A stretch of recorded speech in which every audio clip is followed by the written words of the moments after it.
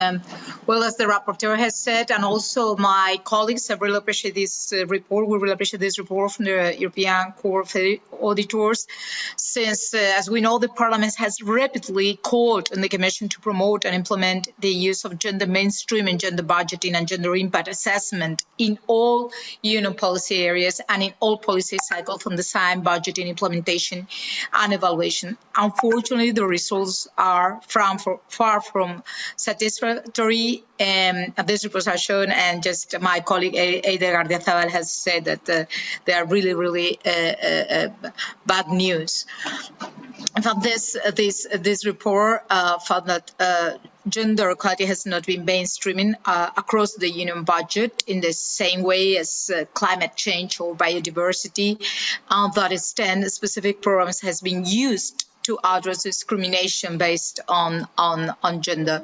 And the result of the ECA's recent study are even more worrisome. At the core underlines that it is high time that the Commission acted and began to use gender budgeting in the new 2021-27 budget cycle and in the next generation EU instrument. As the EAC rightfully points out, gender-responsive budgeting goes beyond funding gender equality initiatives. It concerns the impact of budgetary decisions on gender equality objectives and using to adjust for inequalities by introducing changes to public expenditure and revenue. Thus, if the European Union really wants to be credible in its commitment to achieving gender equality, particularly in light of the multiple gender impact of the COVID-19 pandemic on women's rights, as well as in the context of the backlash on women's rights in several member states, we have to increase significantly our efforts in this regard. We must ensure that gender budget becomes an integral part of the budgetary procedure.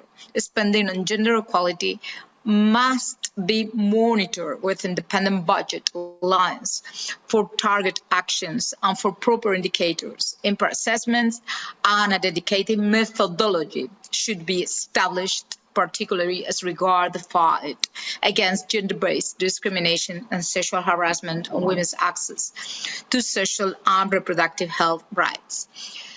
But I would like to add something to finish, and I agree that we not only need words, we need even more. But after listening to Eva Landström's presentations, she mentioned Andalusian region in Spain, where I come from, and I would like to insist that this is a good example that legal changes are not enough for having and sustaining time and gender budgeting strategy and reality, because policy commitment is really needed. It is true that the former socialist government passed a law and implemented gender budgeting in 2003 in Andalusian government, a very progressive law that had been an example for many other regions and countries in Europe.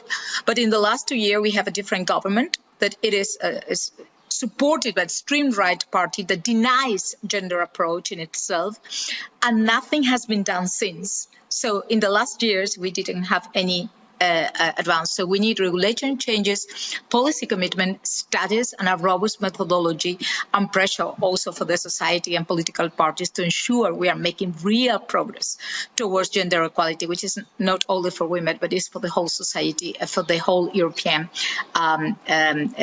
process. Thank you.